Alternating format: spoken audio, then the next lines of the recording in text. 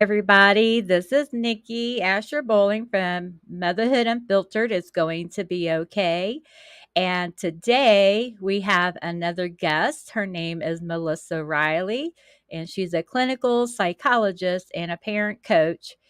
And she is passionate about helping moms that are separated from their mom by either physical distance, estrangement, or the worst one of all is, death. So I am so excited to have her here today, and this is a personal thing for her. So she will give us some tips on how to get through those difficult times when you are away from your mother. But before we get started, I just want to say that please, if you're watching this on YouTube, to like, comment, and subscribe to the channel so that you will continue to get updates. And if you're listening to it on podcasts, please go to Apple Podcasts to rate and review my podcast so that I can see how well I'm doing. Otherwise, I'm just going to assume I'm doing a fabulous job and I'm just going to keep going. So, anywho, well, without further ado, we have Melissa, and here she is. Hi, Nikki. I am so excited to be here on your show with you today. Thank you for having me. I'm so glad. I feel like it's been like months since we've first had our meet and greet. Yes, it's been a It's been while. one thing after another with sickness and scheduling conflicts and all that jazz. Isn't that the story of motherhood, though, really? Yeah. So first tell us a little bit about yourself, and then tell us about how you got started with this very unique type of counseling and coaching. Sure. So, as you mentioned, I'm a clinical psychologist and I have been for 22 years. And I became a mom later in life because my focus initially was on the career path. So I was just a few days shy of my 38th birthday when I gave birth to my son. So I was already a psychologist. I had taught child development at the graduate level. I Mm-hmm. felt pretty comfortable with who I was as a woman. Mm-hmm. So I thought I had all my stuff together. And then I We all gave, think that, don't we? right, right. But I had a lot of resources behind me, a lot of education, a lot of background, a lot of Yep. life experience. And Yep. so when I gave birth to my son, I was really surprised by just how um, inadequate, insecure, and overwhelmed I felt. Yep. And it was at that time that I recognized just how much I was missing out on having the love and support of a mother in my day-to-day life. Oh, yeah. And I wasn't expecting that. So Mm-hmm. let me back up a little bit and tell you that story. So I was born into a family with both parents, and Mm-hmm. I was the middle girl. And Oh, you're the middle child, huh? I was. Unfortunately, that was for a brief period of time. So I was Oh, okay. 4 and lost my older sister to leukemia. Oh. And then, so went through, my early life Mm-hmm. experiencing, that grief process. And Right, right. then my mom unexpectedly passed away at the age of 51. I was 25 at this point. And Wow. then just 7 months later, my little sister, who was, I call her little sister, she was my younger sister. We were only a Yeah. year and a half apart. Right.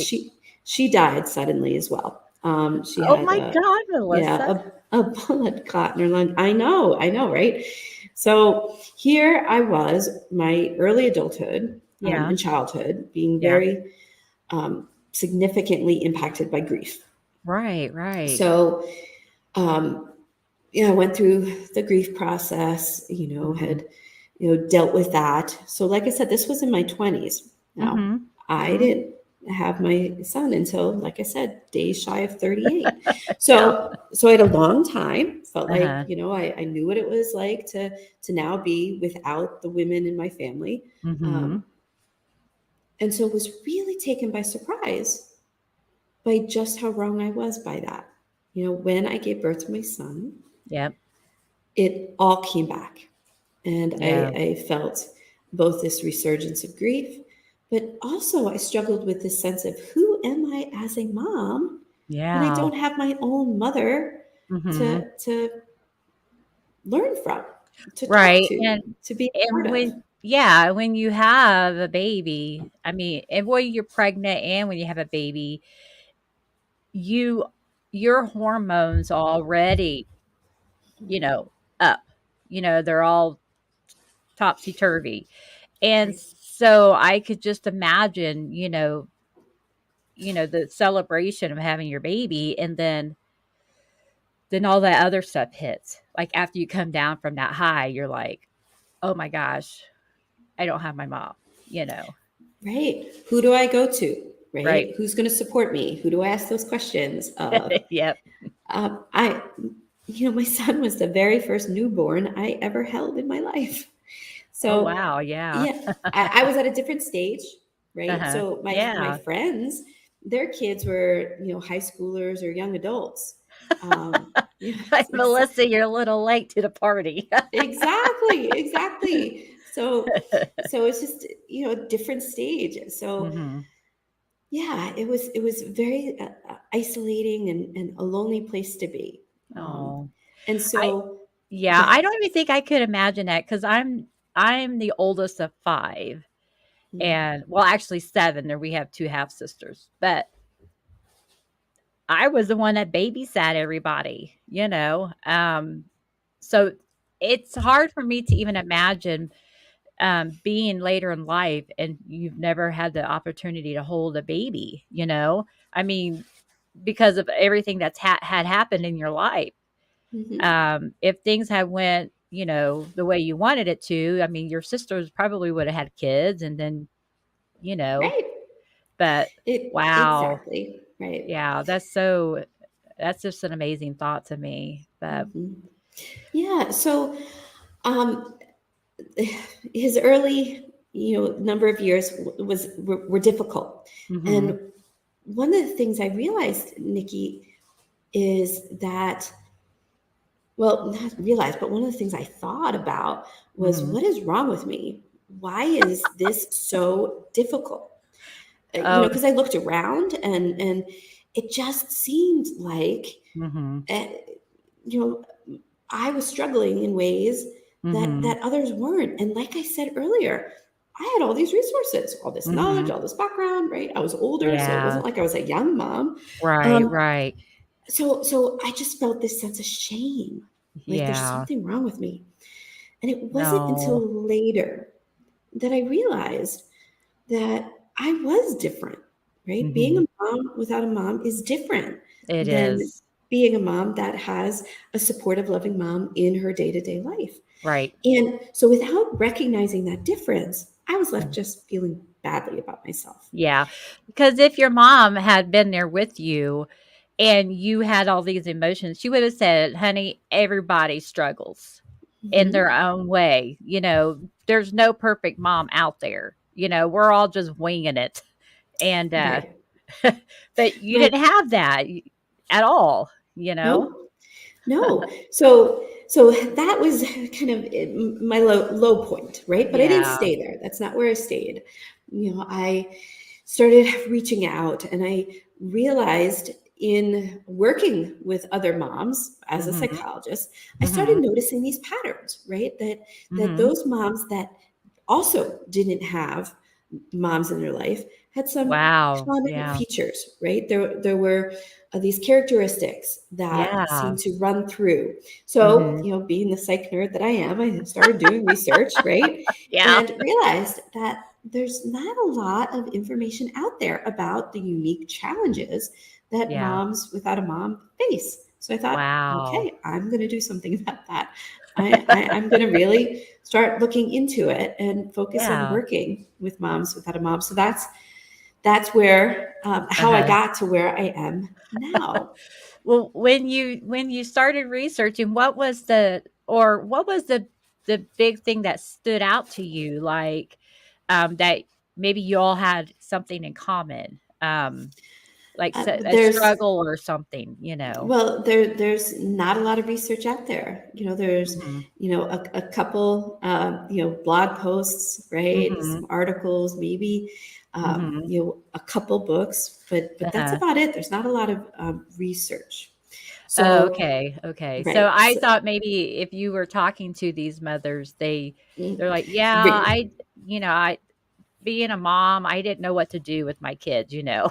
Yeah. So Well, in talking with these moms, Mhm. and kind of doing my own research, Mhm. I found that there are some common factors. So, Okay. first, there's well, let me define. When I talk about a mom without a mom, like you said in the intro, it's a mom who's separated from her mother, obviously by death, Mhm. but also a mom who's separated from her mom by emotional estrangement. So these are Mhm. moms whose relationship with their mother has become toxic in some way, and they've had to make the Right. really difficult decision to step away. Right. So Yeah. they're Right. mothering without her as well, even though Yeah. she's alive. And Right. then those moms who live in different places, like our Yeah. military moms, or those Mhm. mothers that are part of international schools or Yeah. missionaries, right? Right. They are parenting very much alone as well, because they can't Right. just pick up the phone easily and say, Right. what do I do, Oh, right? yeah, for sure. So all three of those make up what I call a mom without a mom. And Mhm. so the three common factors that all of those moms tend to experience, first is a sense of grief. So Mhm. this can be a sadness or a longing like we traditionally think of, Mhm. but it can also be grief over what we had expected to have. So it Mhm. may or may not be the grief of an actual person, right? So let's Mhm. say you're estranged from your mom, you may not be Mhm. grieving her, but you could be grieving the absence of a loving, supportive mother that you wished you had, right? Oh, I see. Yeah. Right. So Yeah. it's the sense of longing for something you want, Mhm. wished you had, and Right. maybe didn't even realize that you wanted it. Right. Yeah. But ultimately, Yeah. we all want a mom in our life Oh, for when we sure. become a mom. So Yeah. so there's that grief process. Mhm. Second is some difficulty with community. So most of us Mhm. go to our mother as a go-to person, right? Yeah. So she's somebody that has known us from birth, Yep. is there. And Right. a mom without a mom doesn't have that go-to person. So No, I mean, I go to my mom to complain about everybody else, you know? right, I mean, right. so So I mean, who do you go to after that? Because no one else is gonna understand what you're going through. right. We go to moms to Wow. ask questions, to get emotional support, to Yeah. ask for assistance. Right. Yep. So Yep. so a mom without a mom needs to do that intentionally. Yeah. And then the third thing that is common amongst these moms is that their sense of who they are as a mother is impacted, right? So Yeah. it's that mom identity that I Right. mentioned earlier Right. is a little more complicated. Mhm. How do I know who I am when, how am I like my mom or not like my mom, Mhm. when there's intense emotion that could be wrapped up in that, Right. either because of the Yeah. loss or the Estrangement or difficulties. Exactly. yeah. Right. So so what can, someone do, especially to me, I feel like your mom identity is, like, extremely important, you know? I mean, how does someone that doesn't have like a point of reference or standard to go to? I mean, Well, because That's an excellent question. And I think one of the most important things, first, I think the first thing Mhm. is to recognize that being a mom without a Mhm. mom is different It than is, being a mom yeah. with a loving, Oh, for supportive sure. mom in your day-to-day life. Right. So you feel different because you are different. And so Mhm. recognizing this difference is so vitally important so that we Mhm. don't internalize this sense of shame or that there's something wrong, right? And Oh, yeah. so many moms out there that are moms without a mom feel badly about themselves because they're Right. comparing themselves to those that have support Yeah. from their mom. So Oh, it's kind of like apples and oranges. So the first yeah. thing is you are not alone. Please know that, and that Yeah. the struggles you're having are typical for those of us Mhm. that are moms without a mom. Okay, Mhm. so there isn't Right. something wrong with you. Right. Second is to create a community, and like I Oh. said, moms without a mom need to be very intentional about that. So, Nikki, I have this little community that I like to um, define. And I Uh-huh. think there are four women or people that Uh-huh. all moms should have, but especially moms without a mom. So the first one is what I like to call the wise woman. So Oh, this yeah. is the person that we ask questions to, right? So Yeah. we need advice. We've got to get information. This woman knows things, and she's very Yeah. generous in giving Yeah. advice and guidance. And if she doesn't know Right. the answer, she knows where to get it. Yeah. Um, and the wise woman, she can be a friend, but she can also be a professional, right? So Mhm. so teachers, um, counselors, Mhm. coaches, early learning providers. Mhm. They all make really good wise women. Yeah, for sure. The second person is what I like to call the emotional supporter. So this is the Okay. person, like you said, with your mom, you can just kind of share your Yeah. emotions with, right? Right. She's not Yeah. going to try and cheer you up. She's not going to give you advice. She's just going to listen, and she's going Right. to let you be who you are, Yeah. and just be there. Yep. The third person is the go-getter. So we all know Oh. people like this. This is the person that knows how to get things done, right? So they don't tend to sit still. They're active. This is the kind of person that's already done 3 loads of laundry and picked up Those people groceries, make and me it's not even uncomfortable, 8 Melissa. but we all know, right? These people are really good at getting things done, right? Right. So these are the people that we can ask for assistance, right? Yeah. Oh my goodness, Yep. I have laundry sitting in my um, washer. This is not me. But Uh-huh. these people tend to be very gracious in Mhm. helping because they're just good at it, right? So they don't Yeah, mind yeah. helping because it's easy Right. for them to do these things, right? And Yeah. so and then the fourth person is the late night talker. And I think this is so important, especially for new Oh. moms, right? Moms with Mhm. babies. And this is the person that we can just kind of call up at any Mhm. time. And, we can text or message. And Mhm. nowadays, with our world being global, it Mhm. becomes easier to connect. I have a friend in Scotland and a friend in Australia. Oh, And I so see. it becomes easy to just kind of, send Yeah. messages Right. at any time. Oh, that's So, sweet. yeah. So those are the four people that I think all moms should have, but especially moms without a mom. Right. And it's so important, Nikki, to realize that even though our mom might fill all of those roles just because of the nature of the relationship Mhm. and the special relationship Right. typically, or the unique relationship that Right. moms have, we don't typically fit all four of those. So like I said, I'd like Yeah. to think of myself as a go-getter, but I'm not. I'm not either. That's not me. So but I'm a good emotional listener, and Oh, me you know too, and yeah.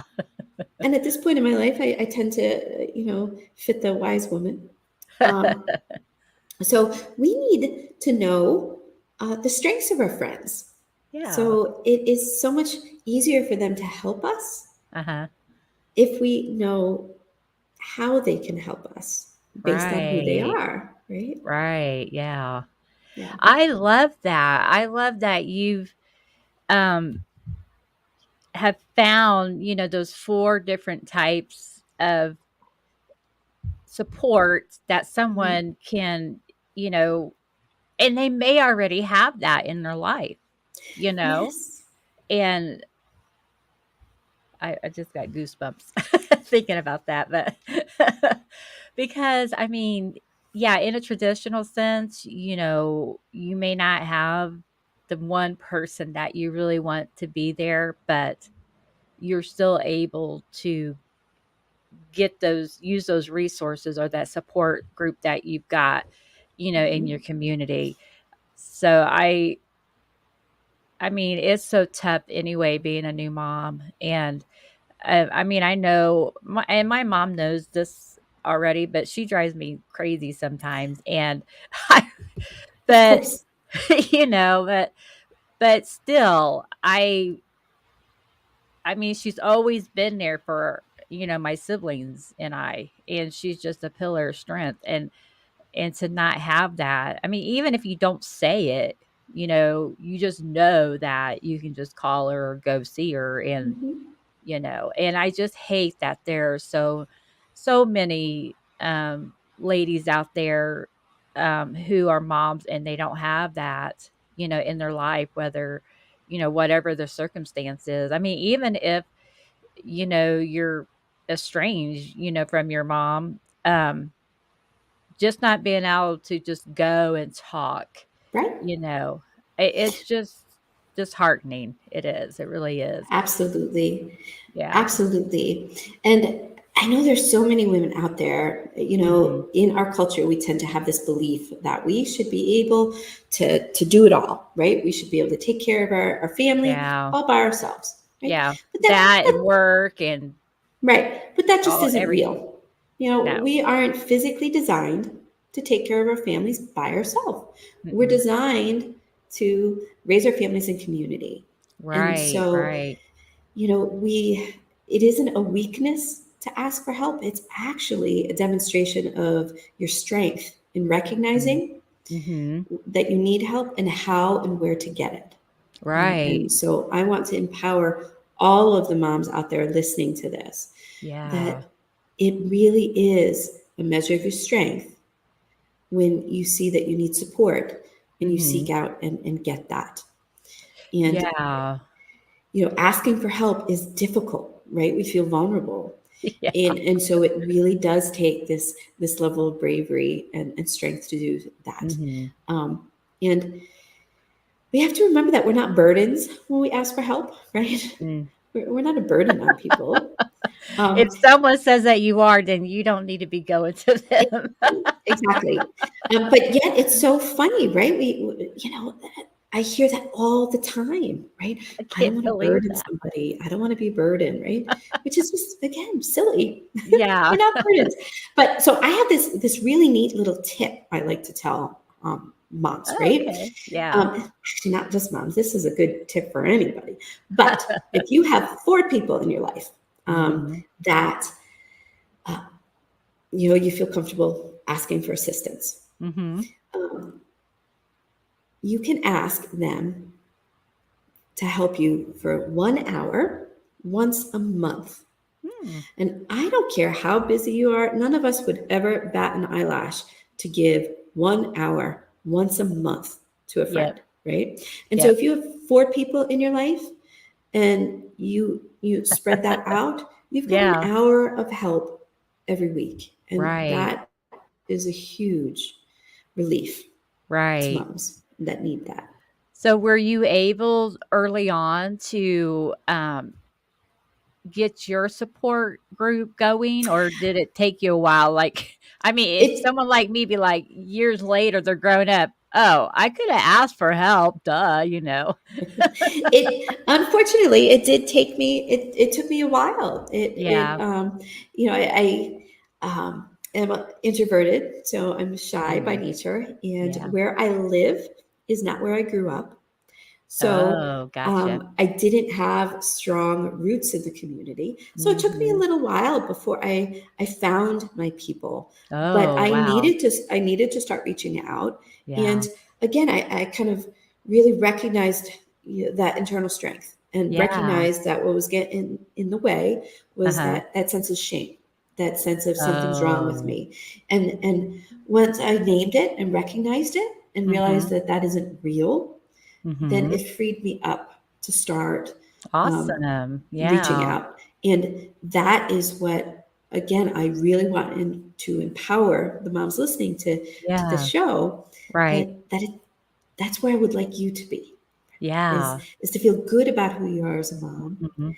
and to feel, okay reaching out for support. Right.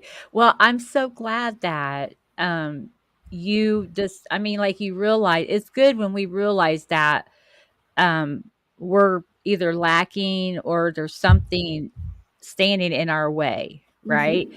And Yes. and we're using that to help other people. So, um, it's like I do it all the time, and I can give advice about certain things because I'm going through it, like, "Hey, Mm-hmm. don't do what I did," and this is what I'm doing to not do that. And I may Mm-hmm. fail, but, that's just how we are. That's how we're you know, I just wish now my boys are all grown men, and there was so much that I wish I could go back and just flip flip it and do things different, Right. but you can't. And Right. I just feel like that but now, we can take what we know and help other people, you know? Absolutely. Absolutely. And the road to resilience Mhm. starts with hardship. Oh, for So we sure. don't become resilient people if we haven't Mhm. had to overcome some difficulty and persisted Yeah. in the process of doing so. Mhm. And so when you're facing those challenges, you need to Mhm. just keep going. Oh, for And sure. so even though there are things you would have wanted to do differently, Mhm. Nikki, you continued to keep moving forward, and your sons are adults. So, clearly you did enough, right? They're fully functioning humans. That's the Yeah, goal. they are. I mean, now they're like, "Okay, I wish you hadn't done that," but like, "I'm sorry, guys. I just went with what I knew." You did the best you could with what you had. Okay, so being a mom without a mom and you Mhm. have your baby, what if thinking back on it now, what was your favorite thing about raising your son? I mean, I don't know how old they are now, but, you know My little guy's 11, Oh, and Lord. my oldest is 16. But I came into his life when he was 3, when I married his father. Oh. Oh, okay, gotcha. Yeah. Oh my goodness. Honestly, I think my favorite part of mothering is just watching those personalities develop, and just, the changes, and, I you know, know, right? yeah. I mean, My my son I is have constantly cracking me up. Oh, yeah, for sure. I have 3 boys, so you have 2. So, they you never know what they're gonna say, especially when they're going through their physical changes and emotional changes. Yeah. Well, so he's 11, right? And Yeah. his school just had the talk, right, about puberty. So, Oh my so, gosh. so now everything is like, that he's just thinking about that, and he's not, quite there yet. But Yeah. so we have a dog who's a year and a half, Uh-huh. and she's little, and she's just little nutty. Yeah. Uh-huh. So today he's so cute. He says, "Listen, Eva, are you going, are you having a hard time? Mom, do dogs go through puberty?" Like, yeah, yeah, sort of, Kinda like I what we guess. do, yeah. And so it's just very kind, saying, "It's going to be rough, but you know what? We're going to get through this." That's so cute. Oh gosh, yeah. So I mean, you know, Well, my story is my middle son was going through it, and he decides to educate the youngest son who's like 7 or 8. yeah, And he the youngest comes into me and he's devastated, you know, because he's just learned all this stuff that's going to be happening to him. He was right. crying. He's like, I don't want that to happen, you know. I told my middle one, I was like, what are you Right. thinking? He's like, he's got to learn someday, mom. I'm like, I know, right? Yeah, but that someday doesn't need to be today. right, why today? You know. I know. So Oh my yeah, that's goodness. my favorite. Just watching them, become little people. Oh, I So know, I know. They are, yeah, they I yeah. see I only have one brother and the rest of us were girls. And so and here I am raising 3 boys. I'm like, what in the world did I Well, yeah, do with my that yeah. so but yeah, it's fun raising kids. And I just hate that, you didn't get that special bond, with your mom. Um but so before we close, what is one last thing that you can tell the people listening, like the most important thing? I know you said don't, feel ashamed, ask for help, but Hmm. is there anything else that we can take away from this? Well, first and foremost, you're not alone. Yeah. To remember that there are people out there that care about you, Mm, and to recognize that you are doing the best that you can with what you have at the time. And right. like I said, resilience starts with hardship, and every mom Uh-huh. that is without a mom has already experienced hardship. So you've Yeah. got this, you can do it. And, Right. um, you know, seek out help. So, I think talking with others is really important, whether that be, other friends, family, Uh-huh. or professionals. Yeah, for sure. So I know, when I was on your website, I know that you offer a free guide. So I've got it on here. It'll be in the show notes, and so they can go to your website. And Hmm. it's called "Bonding with Baby While Caring for Yourself." Well, So, actually, and I will send you all my updated stuff. But I oh, have, okay. yes, because I've made some changes. Oh, So awesome. the guide I have actually it's care for yourself Uh huh. while caring for your baby, and that's for moms with newborns, and it helps with self care Yeah. when you can't step away. I also Right. have a new one. It's called Enjoy Being a Mother Again Quick Guide, and that's for moms of kids of any age when they find Oh. that um, thoughts are struggling. But Oh, I also, totally missed that one then. yeah. So yeah, I'll send everything to you. No worries. And Oh, the okay. other You hear thing, that, people? I'm in now. She's gonna yep, send me something. absolutely, absolutely. But to all your listeners, I would extend a Mhm. free 30-minute coaching call. I would love to just provide support. I can help Mhm. you help create the community, and Oh. that's all. No sales pitch, nothing. I Yeah. just want to be a resource to Right. those that need it. So you Right. can That's find me. wonderful. Yeah. Yeah. So my website, momswithoutamom.com. It's pretty easy. You can follow me Mhm. on Instagram, Moms Without a Mom. So all the normal places. Yeah. Well, Melissa, I thank you so much for coming on, and I just hope that this reaches someone who's desperately needing, that support, and they don't know what to do or where to go. And I just hate someone having that feeling of hopelessness, Mhm. and I mean, to be in a city where you really don't have, connections yet, and you're like, I I feel like I'm on an island, So, I really appreciate your message, and hopefully, you can come back on in the future I would love and to. we can chat it up about the boys, you know.